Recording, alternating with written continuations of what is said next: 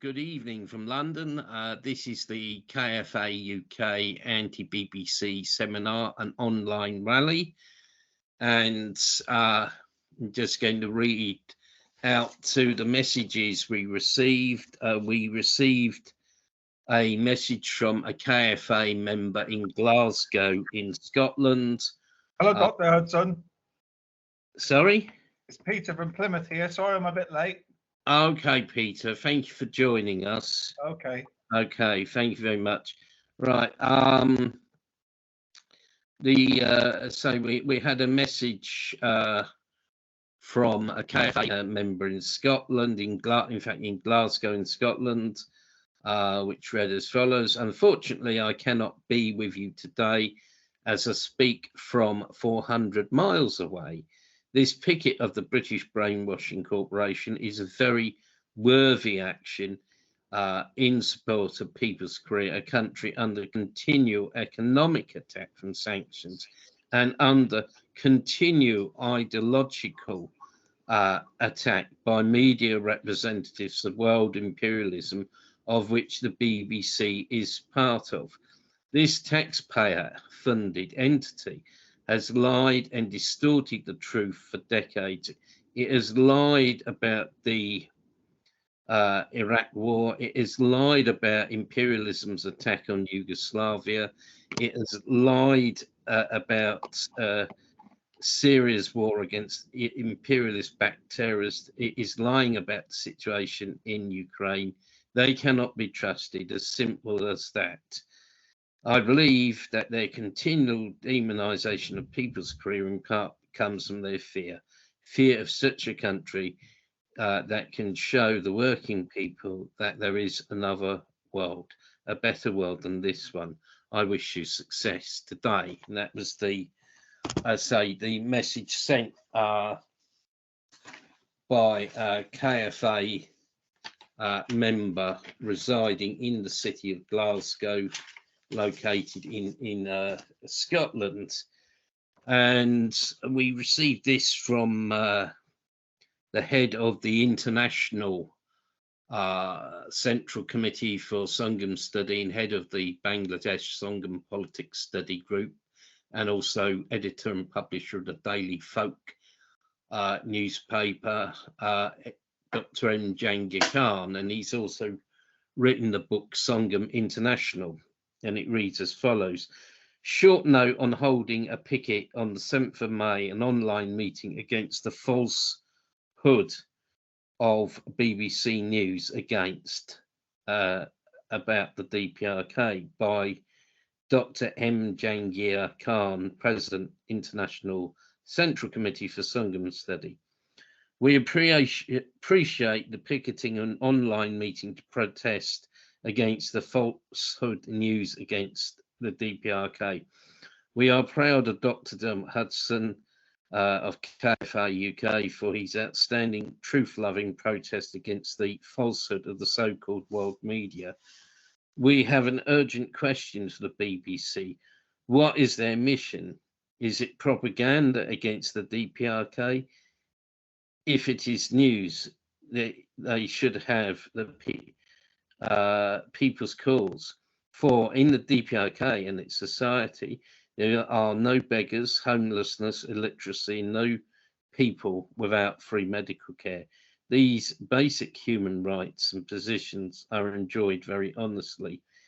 The media of popular masses of progressive world and countries, such as the following publications: Egyptian newspaper Al Akbar Al Masi, the Nigerian paper Nigerian Observer, Iranian paper Iran News, Nepali newspaper Charcha, Russian paper Dibi Rukuma, Bangladeshi papers Daily Folk and Blitz, Nepali papers Arpan and Nepal Review, the paper of Democratic Congo La Prosperité, Mongolian newspaper Zuni Midi, Ugandan newspaper Sunrise, Thai paper Xing San Daily, Uruguayan paper La Juventud, Pakistani newspaper Baluchian Times, Bulgarian newspaper Nouveau Rabotcheo Delo, Russian newspaper Bivor, state radio and Aspara TV and radio of Cambodia, Guang Min Daily of Malaysia were and are publishing about the glory of the DPRK. It is people's voices of popular masses among the country. We should be united for a new world media of the popular masses. If you think the pictures and views are of the DPRK, you will find have you ever heard about a country in which people are worshipped as God?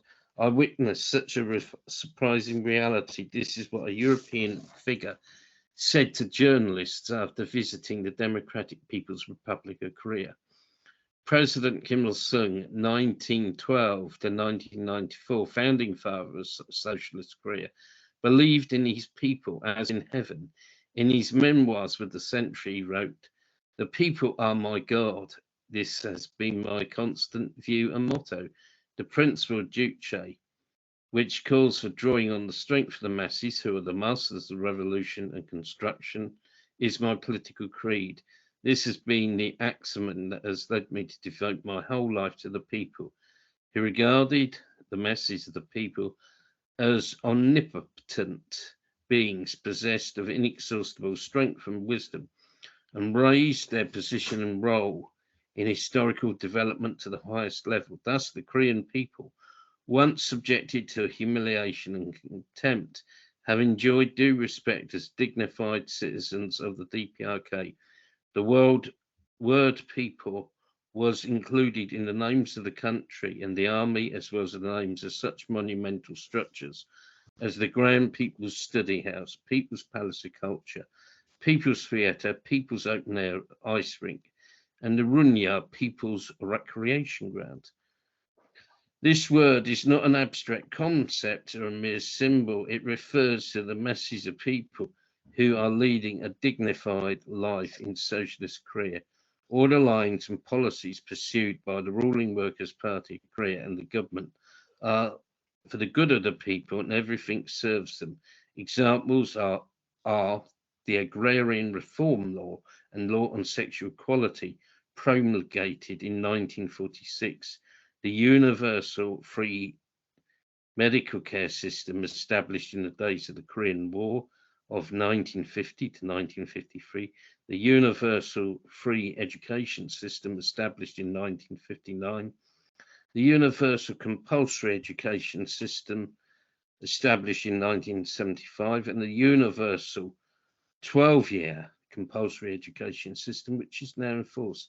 Thanks to these policies, Korean society has developed into one in which the people's human rights are fully guaranteed and they live happily without any cause for envy. Chairman Kim Jong-il carried forward the ennobling idea of President Kim Il-sung, and its validity has been proved by the history of modern Korea. True to his predecessor's intention, Supreme Leader Kim Jong-un visits wherever the people live, including factories, farms, fishing villages, scientific research institutions, construction sites, schools, kindergartens, baby homes, orphanages, and rest homes. His speech delivered at the military parade and public procession of Pyongyang citizens held in celebration of the 70th anniversary of the Workers' Party of Korea caused a worldwide sensation as the word people was repeated many times from beginning to end. According to a media report, the word was repeated 97 times in this 25-minute speech. He would often say, "I will pluck a star from heavens if it is the wishes of the people. There can be no satisfaction in work for the people. We must work with devotion for the people until our shoes are worn out." Under his wise leadership, the DPRK is making a leap forward In all spheres of social life, the people's living standards are steadily improving as they increase production in all economic sectors by giving full play to the spirit of self-reliance and self-development. They have ushered in a heyday of construction. Light industry factories and commercial service organs are being built or renovated, and monumental structures such as the massive Riong ski resort, Muncie Water Park, Mireille Scientist Street, and Mumong Street have sprung up in many parts of the world. The Korean people's beautiful dreams and ideals will surely come true under this benevolent social system. And that was the statement that Comrade M. Jangir Khan of the International Central Committee for Sangam Study sent. Now, before I speak, Alan, would you like to sort of read out your statement or denunciation of the BBC? Well, I just like to say shortly, thank you very much for all the listeners on coming in, and also I have a appeal to all the members of KFA UK. Please do not be inactive if you see any lies about People's Korea in any social media, especially BBC, which is the first liar. I mean, if you will be active, just please, when you see any lie, react of any post in social media, put your comment, this is not true or anything, because that's the best way to show them that we know that they're lying. If you will be inactive, they will still be propagate the lies about People's Korea without any stops. I don't think so that we can stop, of course, but we have some power to them to show them that is all the lies what they in propaganda showing to us in many ways. So my appeal to all the KFA members and other people and supporters to DPR Korea is please be active. Be active when you see any lies, any false, fake news about People's Korea. Put your comment, write anything, let to know to all the people that is not true. Also, if you can do, refuse and cancel your TV license, say no to them, because BBC is the company. You just taking money from your pocket and you're paying on your tax, and you're paying the TV license, and they produce the lots of stuff which is not true. So you have opportunity to refuse. You have opportunity to cancel your TV license. Please do that, and as less they get the money, they will start to understand that is something wrong, and maybe there will be impact to them, positive to us. In the future, KFA UK may be considered to further actions like petitions against BBC, online petitions. So if you see anything, any information People's Korea Today or on the websites, please get engaged, help us, and fight, defend People's Korea with no ifs, no buts. Thank you very much. Thank you very much, Alan. Very good contribution, and as you say, Alan, I mean, activity is the key. It can start in a small way, such as countering hostile anti-DPRK propaganda by putting comments, and we can build it up to actions in support of the DPRK, like the picket we had today, and like different meetings, both real life meetings and online events like this. And it's crucial for more and more KFA UK members to come into activity, because this is the only way we can challenge and defeat the lies of people like the BBC and other imperialist mainstream media outlets. And I think good point made by Alan about cancelling your TV license. If you can, please do it. I say, defunds the BBC, the enemy of the DPRK. we should not have to pay for their lies. So what I'll do now, they're not particularly long. I'll read out the two speeches I made this afternoon outside the BBC, and then I can see a couple of KFA branches. I will bring them in if they wish to speak, because the thing about these meetings is we try to involve everyone. You know, it's not just you know, one or two people speaking. Anyway, this was the speech I actually read out in front of the BBC today. We are here today outside the BBC to protest against the BBC's constant lies about people's career and the BBC's persistent demonisation and vilification of people's career. We are taking a stand in support of people's career, the most independent country in the world. This fact has even been acknowledged by one former British Prime Minister. The BBC, which is known to progressive people as the British Brainwashing Corporation, has consistently lied about the Democratic People's Republic of Korea, DPRK. Its coverage of the DPRK is one-sided and exaggerated, to say the least. On several occasions, BBC reporters have used tricks and subterfuges to enter the DPRK illegally and covertly. The BBC has actually taken the role upon itself as a shock brigade in the propaganda war against people's career. The BBC is a state broadcaster closely linked to British imperialism and US imperialism. Its staff are vetted so that no one with pro-DPRK, pro-socialist views can work with the BBC, or indeed anyone who is to the left of Genghis Khan. In the BBC, it is very much no lefties here, John. And the BBC promotes the ideology of market totalitarianism and liberal fascism. What is disgusting is not only does the BBC lie about people's career, but it expects us to pay for its lies in the form of the BBC licence fee. It would take too long to list all the lies told by the BBC about the DPRK, but here are some examples.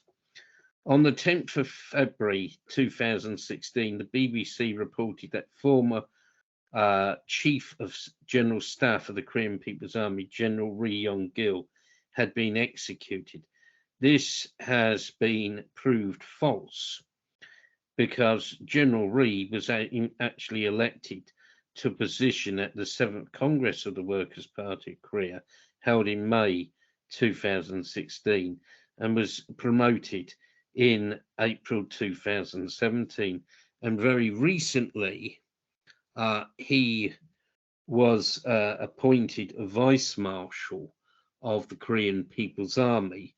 So, you know, this proves, you know, what a lot of nonsense this report was. But the BBC, you know, was actually peddling that report.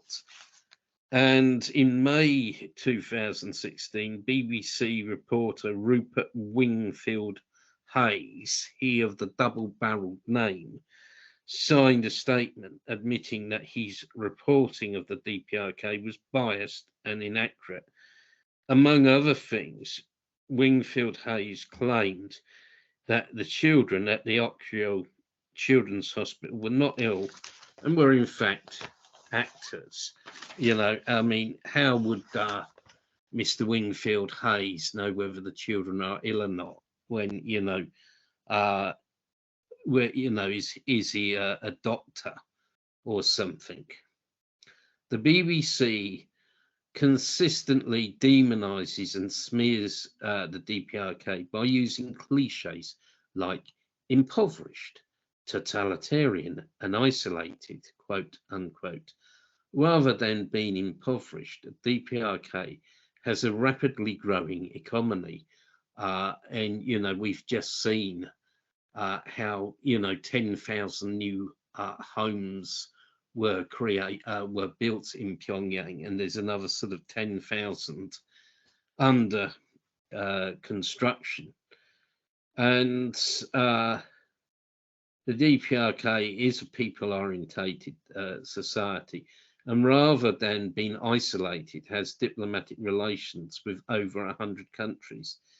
In fact, People's Korea is a country that abolished taxation in 1974 and yet has free education, free healthcare, and virtually free housing. People's Korea is a society free from knife crime. The BBC not only attacks People's Korea, but was partly responsible for a criminal film slandering the Korean Friendship Association, which involved the underhand and dishonest infiltration of the Korean Friendship Association and covert and illegal surveillance of KFA members, which could have set them up for victimization in their workplaces and even physical attack from anti-DPRK fascist elements. The BBC not only pumps out false propaganda against the DPRK, but it is also a regime change agency. We should never forget the role the BBC World Service played in undermining and destroying socialism in the former USSR and former socialist countries. Now the BBC is trying to do the same with the DPRK and is beating its lies into the country. We must defend People's Korea from regime change. We, the Korean Friendship Association of the UK, believe in defending People's Korea with no ifs or buts. We believe that the BBC should stop lying about the DPRK and instead produce fair, accurate, and objective material about People's Korea. Down with the British brainwashing corporation, defund the BBC, defend People's Korea, long live People's Korea, long live Duke Jae, long live the Workers' Party of Korea, long live respected Marshal Kim Jong-un.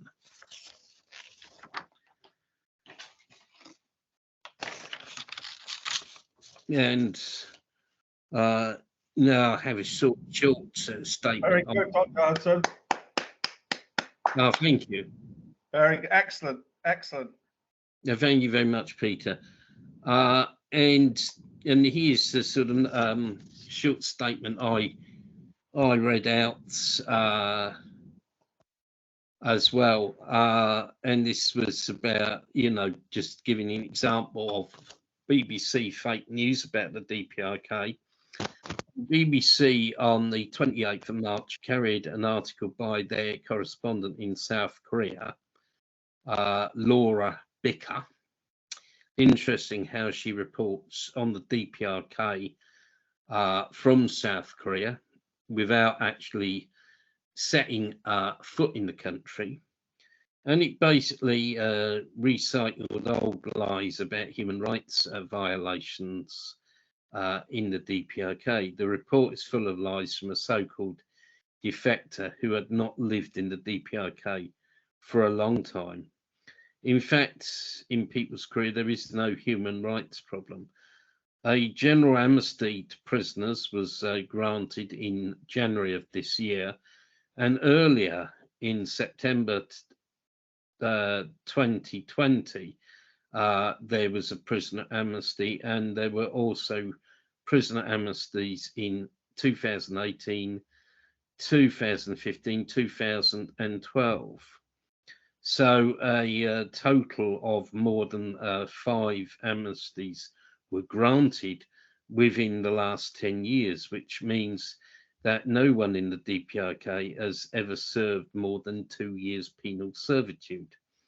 Those countries, such as the US and UK, that attack the DPRK human rights, have never, to my knowledge, granted a general amnesty to prisoners, and I'm prepared to be corrected on this one, but I've never ever heard of any of the big capitalist countries granting a general amnesty. Statements by defectors have repeatedly been exposed as false, full of inconsistent and contradictory material.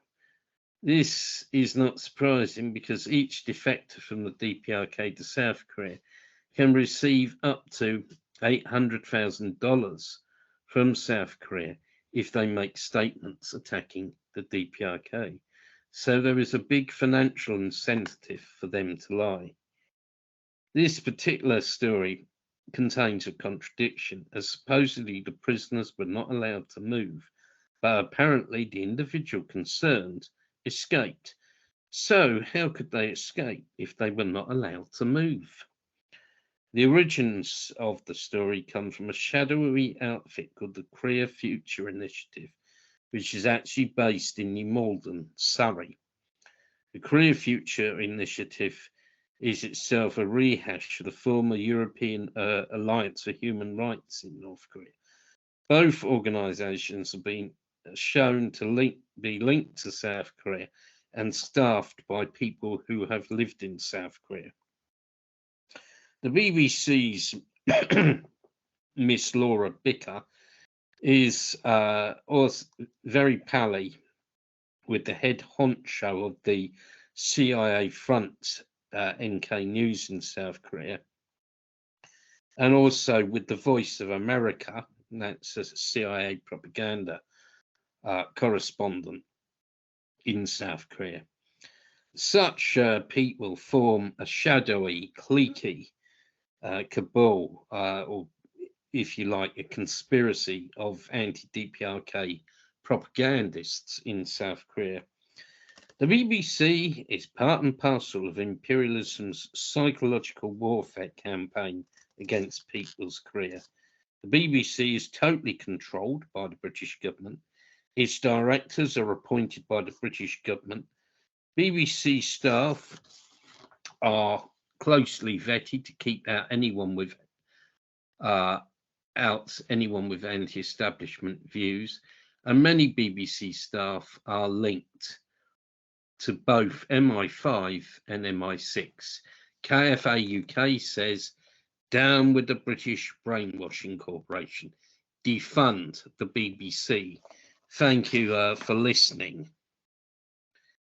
Okay, I can see KFA USA here. Would you like to say a few words on behalf of KFA USA?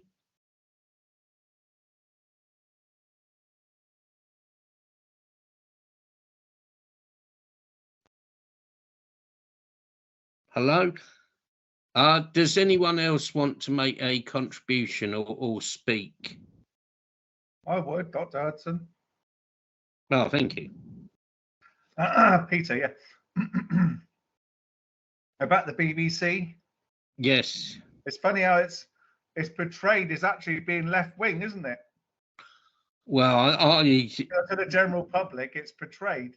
It's being sort of, a bit edgy, anti-establishment, when it's not, is it really? It's not at all. No, I mean, it's not at all. I mean, it's full of very right-wing people. I imagine 90% of BBC staff probably are Tory. Yeah. It's not anti-establishment at all, and it couldn't be, because I've just stressed, its directors are actually appointed by the British government. Yeah, it portrays itself to be, though, doesn't it? To be independent, and all this, but it's not, is it really? It's just... it's not at all, and I mean, I think the BBC has got worse over the years. Yeah. Both in its reporting of different issues, but particularly the DPRK it is a turn up for the book when the US CNN are occasionally better than the BBC. That's saying something, isn't it? Yeah, that is saying something. I mean, Yeah.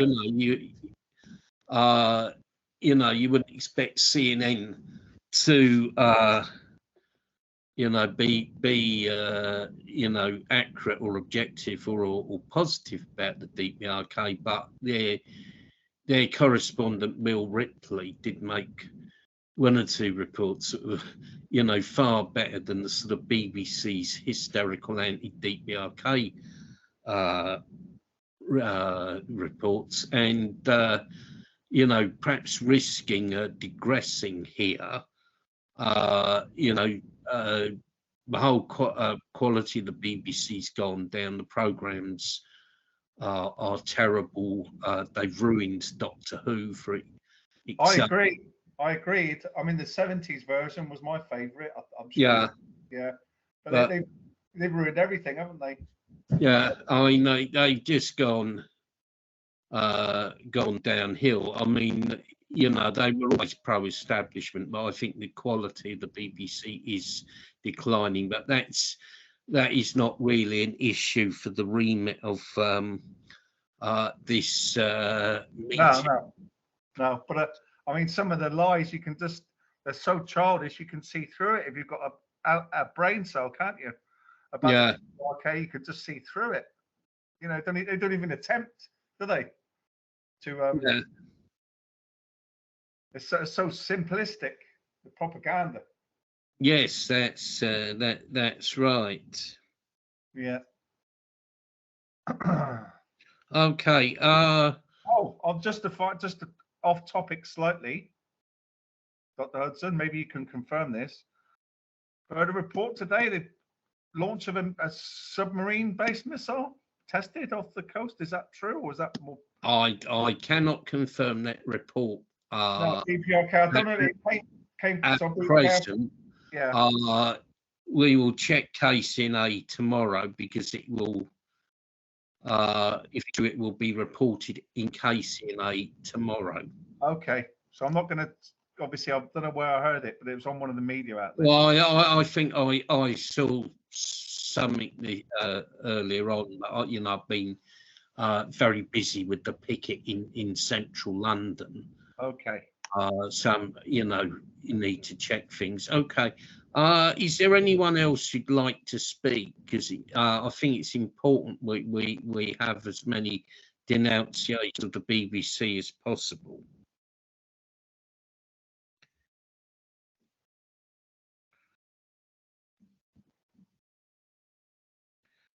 Right, Alan, do you want to come in again, or?